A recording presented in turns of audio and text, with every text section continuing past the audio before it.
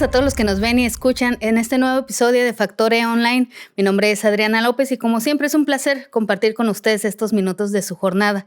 Les recuerdo que nos pueden ver y escuchar a través de nuestra página web www.factore.com.mx, a través de nuestras redes sociales donde se encuentran como Factore Online y a través de todas las plataformas de podcast, Breaker, Google Podcast, Pocket Cast, Radio Public, Spotify, Apple Podcast. Elija su preferida y suscríbase para que se entere sobre toda la información de los liderazgos, las empresas y todo sobre la economía de Baja California. La tarde de hoy tenemos una invitada muy especial, amiga mía, conocida de muchos tiempos, emprendedora, podcaster y comunicadora, amante de la corrección de estilo. Uy, y pues el día de hoy nos acompaña para hablar de este emocionante tema, de freelance a nivel local en Ensenada.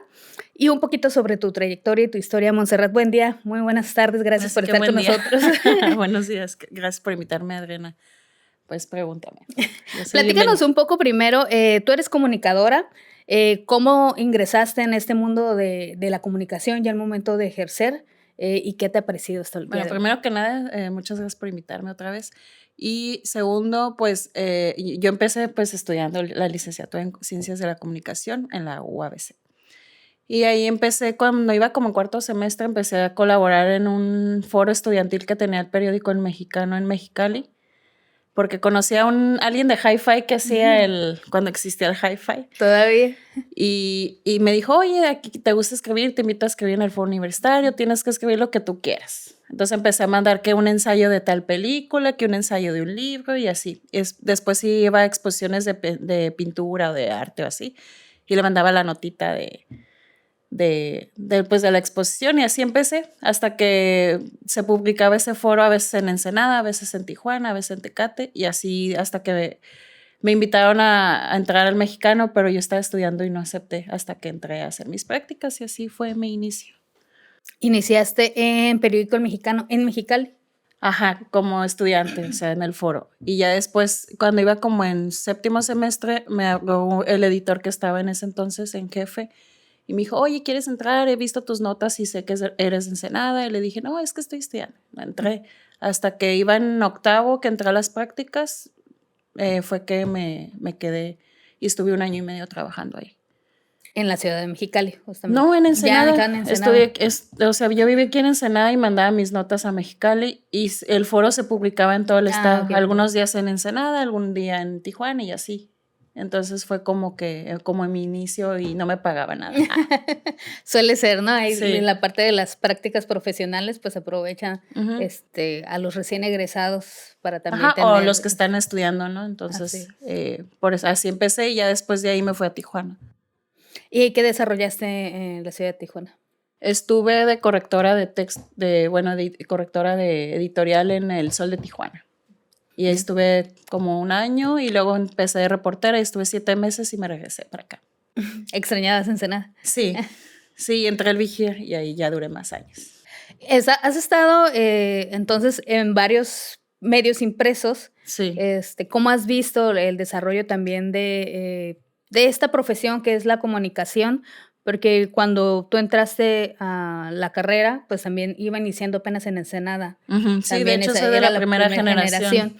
Y ahora ya 1 década después, un poco más de 1 década después, pues ya hay muchos más egresados, ¿no? Ya hay más capital humano trabajando en esta área.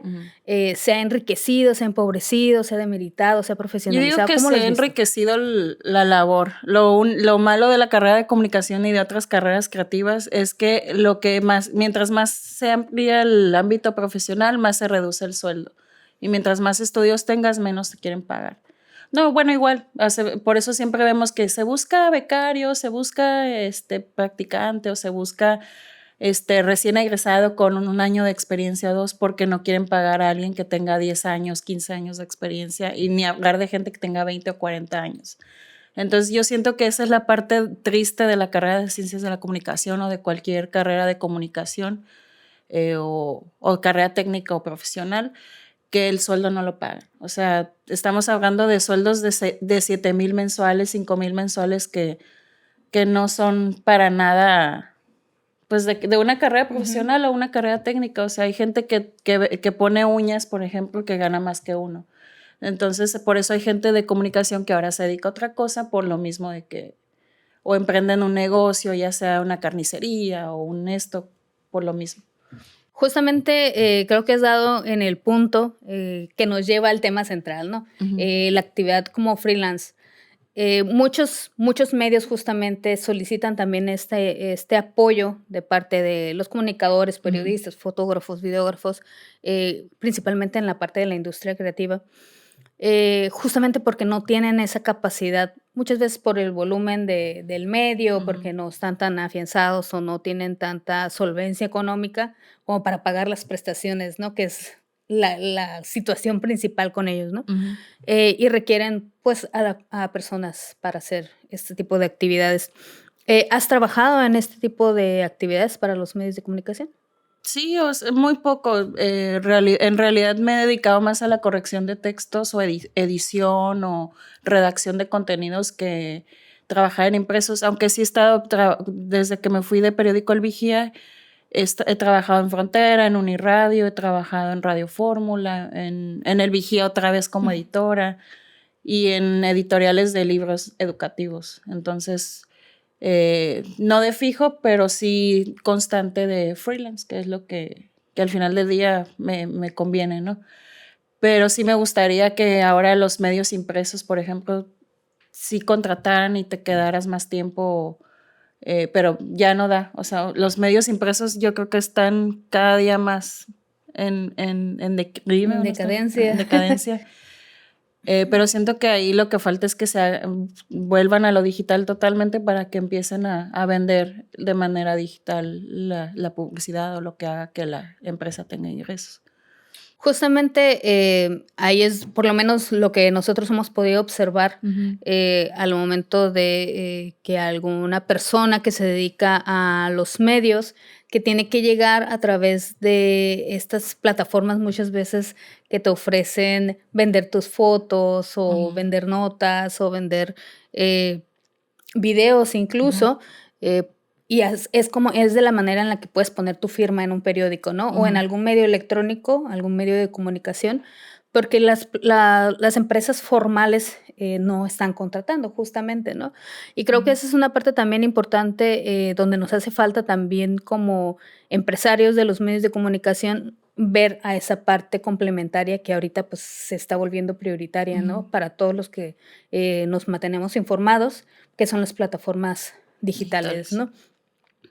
Como prestadora de servicios en cuanto a la corrección de estilos, la redacción, la edición, ¿cómo han funcionado estas plataformas para ti? Ya sea las redes sociales, todo lo parte. Pues fíjate que realmente mi trabajo se ha ido más por la recomendación de un cliente a otro que tanto promoverlo digitalmente yo. Lo que sí me ha funcionado mucho desde que soy freelance de la corrección y redacción y todo eso es el perfil de LinkedIn y estoy en un directorio de correctores a nivel mundial. En uno que me registré era una página que no dabas 3 pesos por la página, pero la verdad me sorprendí porque muchos clientes llegaron así de que, oye, te viene el directorio de correctores, oye, de hecho con una editorial educativa así me encontraron y como vieron que era de Baja California y la editorial está en Tijuana, son libros educativos que se venden a nivel Latinoamérica. Y me dijeron, ay, es que todos los correctores que tenemos son de Ciudad de México, de España y de Perú y de Argentina. Y eres la única de Baja California y por eso me contrataron. Entonces, básicamente no ha sido tanto que yo promueva en redes mi trabajo, sino que ha sido de recomendación en recomendación. Realmente ahí sí te fallo porque no, las redes sí me han servido, pero más que nada LinkedIn y el directorio de correctores. Pero incluso así la búsqueda también de las empresas sí suele ser de manera digital, o sea, sí, ya pues no están en LinkedIn está mi perfil y Monse, buen día, si están buscando. Pero no, y en serio, pero sí, LinkedIn me ha servido un montón porque me han buscado así de hecho, una vez me llegó una oferta laboral de una empresa que tenía cuentas de marca de cosméticos muy, muy grande y en Estados Unidos y buscaban un corrector, pero como no tenía visa, no me pude ir. Pero estuvo suave porque me quedé wow, o sea, hasta qué nivel pude haber llegado y por la visa. Por la visa. Justamente esos alcances a los que se puede llegar a través de estos medios electrónicos, obviamente, como tú dices, también existen directorios, existen asociaciones también que manejan pues, la asociación de comunicólogos, de periodistas, etcétera. De hecho, hay fotógrafos. asociaciones de correctores también. Entonces, también estoy en los grupos de las asociaciones de correctores porque ahí siempre salen ofertas de, oye, ¿cuánto me cobran por esto? O editoriales que quieren correctores independientes y de ahí también me salió trabajo. ¿Cómo crees que se encuentra la economía de los freelance? ¿Crees que es un área sostenible desde tu experiencia personal? Sí y no. Si le trabajas duro, sí, ahí sí es sostenible porque tengo desde el 2015 freelance, así realmente freelance 100%. Bueno, aunque he tenido unas pausas que entré a una agencia de publicidad y así. Pero siempre desde que me fui del Vigía soy freelance, aunque encuentro trabajo fijo. Sí es sostenible si le trabajas duro. O sea, es como si abres una tienda y no la atiendes, pues no vendes, ¿no? O tienes tu tienda pero siempre está cerrada. Con el freelance es igual. Si no abres tu trabajo hacia los demás, no te va a llegar trabajo y nunca vas a tener dinero.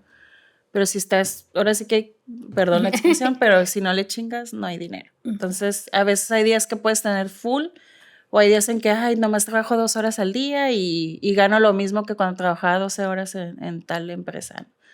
Entonces, sí es sostenible si le friegas, si le das duro el trabajo y que le eches ganas. Si no, pues no hay dinero. ¿Cuáles son, crees tú, las habilidades que debe de tener una persona para poder afrontar esta experiencia de una manera? Híjole, eso fue lo primero que me pregunté cuando dije, y ahora que ya no estoy en Vigía, ¿ahora qué voy a hacer? Pero gracias a Dios conocí a una persona del área creativa que me dijo, mira, no puedes decir que sí a todos. Para empezar, cuando te independizas no puedes decirle que sí a todos los clientes que te salgan porque va un momento en que va a explotar la bomba y no vas a poder. 2, tienes que definir qué sí quieres hacer y qué no quieres hacer. Es básico, porque si no sabes qué quieres hacer, vas a querer hacer todo y nada y al final no vas a tener experiencia de freelance en nada. Y eso fue lo primero que yo hice, a ver, ¿qué es lo que quiero, qué me gusta, por qué y para qué? Y de ahí, o sea, por ejemplo, si me llega un libro de ciencia, no sé, de física 1, física cuántica a corregir, pues no lo voy a aceptar porque yo no sé nada de física cuántica. Entonces, le digo, a ver, yo no corrijo libros de física, pero no, es que nomás leo pura ortografía, los ejercicios esos ya están. Si es la pura ortografía, pudiera ser, pero como yo no conozco el tema, voy a rechazar, aunque me paguen 40,000 pesos por corregir ese libro de física cuántica, porque yo no sé nada de física. Entonces tienes que saber definir qué sí quieres, qué sí puedes y qué no quieres o no puedes hacer. O sea, ahora sí que vas a hacer lo que a ti te gusta, entonces tienes que saber qué es a lo que te vas a dedicar.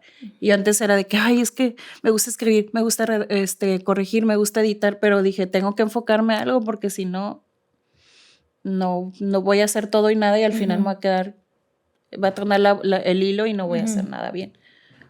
¿Y cuáles serían los aspectos de tu organización o de tu manera de trabajar que tú considerarías que son claves al momento de desarrollar tu trabajo como freelance? Que depende del proyecto. Todo depende. Si es un libro a corregir, siempre pregunto en cuánto tiempo lo necesitan, cuántas páginas son. Mientras más fecha haya de trabajarlo, o por decir si son 100 páginas, si tengo 6 meses para trabajarlo, y es un primer borrador, pues sí sale más económico porque estoy teniendo tiempo holgado. Pero si me dicen, oye, es que lo necesito en un mes, mientras menos tiempo quieran entrega, más caro sale porque no voy a dormir para hacerlo. Así es. Vas a agarrar. Sí, porque los libros, por ejemplo, en el caso de yo corrijo libros, los libros a veces, si es un primer borrador, requiere 3 o 4 correcciones y todavía puede que haya errores. O, por ejemplo, yo si ya me vise con el texto, a veces es bueno buscar otra opción para que esa quinta revisión sea de alguien que no está ya enviciado. El ojo cansado. O el ojo cansado que le llaman. Entonces, depende del proyecto, es como uno se va a organizar. Si es una tesis de maestría la que voy a corregir, regularmente esos son para ayer. Entonces, porque los estudiantes siempre lo dejan para el último cuando, es que esta semana voy a entregar. Entonces, a veces esos trabajos requieren, no que sean más caros, pero sí llevan un proceso de, hoy voy a revisar los 6 horas, mañana otras 6, mañana 4 y así hasta que terminas. O a veces te quedas picado con el tema y terminas en 3 días el trabajo, pero tú lo cobras como una semana. Bueno, el cliente no tiene por qué enterarse cuánto Claro. tardas en corregirlo. Entonces, por ejemplo, podría decirse que la organización es una parte Sí. clave Sí, es al importante, momento de pero ejercer depende del esto. proyecto. O sea, no es como que tenga estandarizado. Lo que sí es que manejo agenda. Entonces, si ya tengo agenda o, por ejemplo, me dicen, oye, ¿me puedes cubrir como editor en tal empresa de periódicos?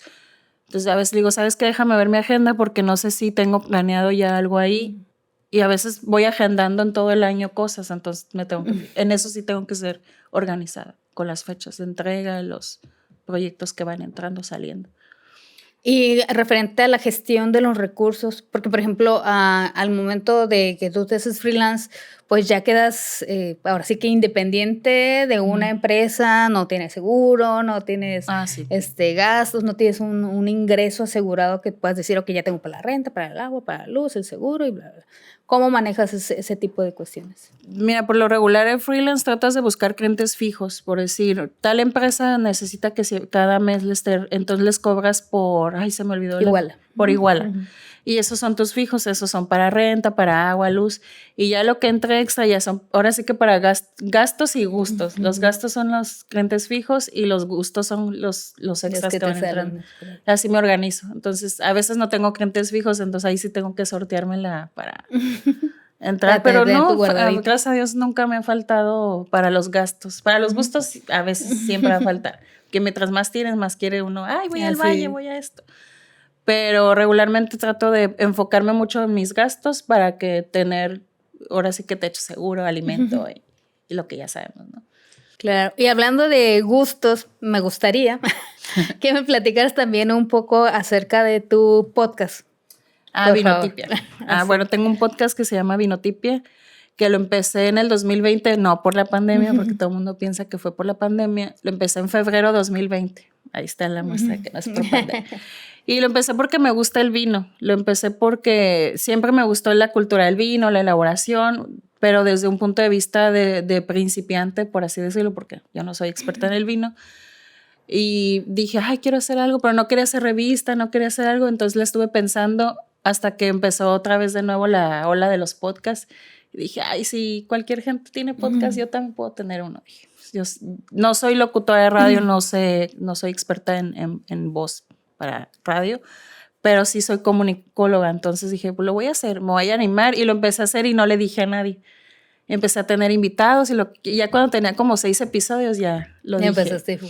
Y así lo empecé, y ahorita este año no he sacado nada porque la verdad he tenido muchas cosas que hacer en este año, entonces no he tenido tiempo, pero no lo voy a dejar así de que ya lo saqué y ahí se queda. O sea, es un podcast donde te hablamos de por qué el vino mexicano, las fiestas de vendimia. Si, por ejemplo, en pandemia hablábamos de que si era bueno no tomar tanto alcohol, porque mucha gente toma alcohol en pandemia, y invité a una nutrióloga. También se habló de una marca de ropa que está enfocada al vino. O sea, todo lo que tenga que ver con vino, aunque no sea precisamente la bebida en sí, se habla en el podcast. Y es para principiantes y gente que le gusta el vino. No es, sí van expertos y lo pueden escuchar expertos, obviamente, pero no está enfocado tanto a expertos, sino a gente que quiera aprender junto con nosotros, ahora sí que conmigo, en el podcast. O sea, hay todo lo que tiene que ver con la escena del vino, no necesariamente nada más, como dices, la bebida, ¿no? Y básicamente se enfocan en Ensenada, pero sí he tenido invitados de Ciudad de México, de Guanajuato, de Querétaro y así. Y es que el mundo de vino es, uno que no lo conoce, dice, pues aquí al valle, ¿no? Ahí termina. Pero en realidad es algo que está en constante crecimiento, ¿no? A nivel nacional y a nivel mundial, pues no ha dejado de crecer. Con el cambio climático tiene otro tinte el vino, o sea, la tierra afecta un poco a la plantación, etcétera. Entonces, de todo eso se habla, hasta de cómo afectó la pandemia a las empresas del vino, de redes sociales y el vino. O sea, hablamos de un montón de cosas sobre el vino. También diseño de etiquetas. Tuvimos un diseñador gráfico que habló de ese tema. Está muy variado y está muy divertido en el sentido de que puedes aprender o lo puedes escuchar mientras vas al valle y vas ahí enterándote de una que del otra vino cosilla, o de etiquetas y así.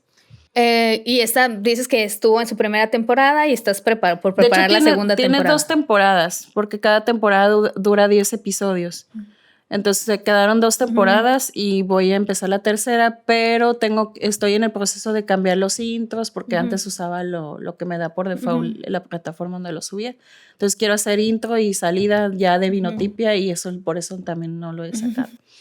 Bueno, pues esperamos escucharlo. Dinos cómo lo podemos encontrar, si tienes redes sociales para que también la audiencia de Factore lo ubique y puedas también seguirlos, ¿por qué no? Bueno, es Vinotipia MX, está en Spotify, en Apple Podcasts, en todas las plataformas que mencionó anteriormente Luz Adriana. Y también están en Instagram y Facebook por si le quieren dar like. Vinotipia excelente. MX. Aparte de esos proyectos, ahora sí como freelance, que sería la corrección de libros, tu podcast de Vinotipia, ¿algún otro área que manejes también para que... Pues redacción de contenidos. Me preguntan mucho si manejo redes sociales. Les digo no. Si oye, ¿me puedes manejar mis redes? No, porque yo creo contenido y te puedo armar tu calendario de material para publicarlo, pero no, es que manejar redes no es cualquier cosa, o sea, hay que saber de ads, de estadística, de cómo funcionan, si estás vendiendo o no, entonces a mí no me gusta comprometerme en eso. Pero lo que sí hago es creación de contenido, armar calendarios de publicaciones, nombres de marcas, que son cosas que también aprendí en las 2 agencias donde trabajé aquí en Ensenada. Aprendí mucho sobre el área de publicidad, entonces hay cosas que sigo haciendo fuera ya de esas 2 agencias. Y la corrección de textos, que ese es como mi cajón base, la corrección de textos y redacción. Lo que sí es que no hago tesis y esas cosas. Ese es otro detalle de mi área freelance. Oye, ¿me puedes hacer mi tesis? Y eso es, pues, para mí es un delito. Entonces, como ghostwriter, ¿no? Ajá, o sea, sí se puede hacer, pero, por ejemplo, me pidieron que hiciera una tesis sobre para un maestro de Derecho o para su maestría. Entonces me dijo, mis temas son el aborto, el casamiento de personas del mismo sexo y otro tema. Me dijo, el que tú quieras, desarrollalo. Y yo, pues, ¿yo cómo voy a saber qué opinas de esto? O sea, necesito platicar contigo. Y le dije, es que no te puedo ayudar porque yo no conozco tu bagaje cultural o tu educación en sí para saber qué opinas del aborto o de las bodas con personas del mismo sexo y el otro tema que no recuerdo cuál. Entonces le dije que no. Y sí se molestó un poco, pero prefiero rechazar trabajos que yo no puedo, tesis no hago. Así es. Entonces... ya deben de llegar con el producto. Ajá. Y sé que me preguntaste qué es lo que hago, pero también es bueno que la gente sepa qué es lo que no hacemos, aunque se enojen un poquito. No es porque no podamos, sino porque nosotros tenemos que enfocarnos en lo que sí sabemos hacer bien y no regarla en algo que, ay, bueno, le hago la tesis y si la riegas, al rato el cliente es el que te va a echar la culpa. Y luego aparte también hay que ver esta parte que un freelance, si bien lo es, como un trabajador individual, pues también eres tu empresa y tu propia marca, ¿no? A final de cuentas, lo que hagas o dejes de hacer es lo que va a hablar por ti para futuros clientes. No, y aparte también aprendes por ejemplo, he tenido 2 clientes que no me han pagado el trabajo que he hecho. O se confundieron con el precio y me pagaron una parte que ellos creyeron que era lo que estaba cobrando, porque eran clientes que conocía y que yo dije, bueno, ya los conozco, no creo que no, pues peor, fue lo peor porque me quedaron debiendo un montón. Y aparte que hablen mal de ti después de que ellos son los que quedaron mal, se siente bien, da mucha tristeza y más si tú los conocías de años, es horrible. Entonces también es bueno facturar o no sé, o firmar un contrato aunque no sea una factura, porque sí eso te defiende cuando estás cobrando un proyecto. O sea, mi recomendación para los que son freelancers es que siempre cobren la mitad del costo del anticipo. Ajá, o si lo facturas no, pero si no facturas, primero pide el anticipo y si no te pagan, pues ya, por lo menos la mitad sí te cubriste. Porque hay muchos clientes que piensan que porque eres freelance vas a cobrar 500 pesos por corregir un texto, como lo que me pasó. O sea, eran 5,500 pesos y cuando voy y cobro me pago 500 pesos. Y te quedas, oye, eres una persona que tiene 4 empresas y crees que te va a cobrar 500 pesos. Entonces, mi recomendación es que tengan mucho cuidado, que no se confíen de que son familia o que son amigos de años, que sí avalen su trabajo y cobren un 50% o la cuarta parte primero y luego ya así. Aquí dentro de esta parte de los pagos, los cobros y todas esas cuestiones también legales y contractuales que debe de seguir un freelance, ¿cómo ves justamente la percepción de la gente hacia los pagos que tienen que hacer? Pues ya dijiste que por un texto, pues 500 pesos, cuando en realidad hay un tabulador que tiene muchas Sí hay un tabulador variables, ¿no? Sí hay un tabulador de corrección de texto, pero yo siento que ya es obsoleto ese tabulador, porque por ejemplo te pone, por tantas páginas son 200 pesos, pero no, o sea, no es que no nomás estás corrigiendo una página, ahí está tu conocimiento del tema que estás corrigiendo, si tienes que editar, o sea, porque una cosa es corregir ortografía y otra cosa es editar el texto. A mí cuando me dicen, nada más quiero la corrección, yo nomás corrijo. Si tienen errores de que una palabra está volteada o algo, eso no lo corrijo porque eso ya es editar. O si un párrafo no se entiende, no lo reescribo porque eso es un costo extra que no me están pagando. Entonces, a veces el cliente cree que porque corriges textos ya le vas a acomodar todo y lo vas a chainear, como dicen. De acá te lo entrega escrito a mano y ya pues quiere que le entregues el libro hecho, ¿no? Págame reedición o reescritura de tu texto y tienen sus nombres correctos cada área de la corrección. Entonces, tienes que ser muy claro con el cliente, decirle, solo es corrección ortográfica, solo es, o es edición de texto, entonces ya juega el papel de que corriges ortografía y acomodas palabras, sí, porque a veces la gente por el error de dedo voltea palabras o porque se expresa así en persona, lo escribe igual, entonces hay que fijarse bien. Pero si es un tema que tú conoces bien, no puedes cobrar 500 pesos por 300 páginas, porque está en juego tu conocimiento también. Mientras más sepas el tema, más caro puedes cobrar. Ya si no sabes, dices, bueno, nomás la ortografía y ya que se haga bolas con lo demás, ¿no?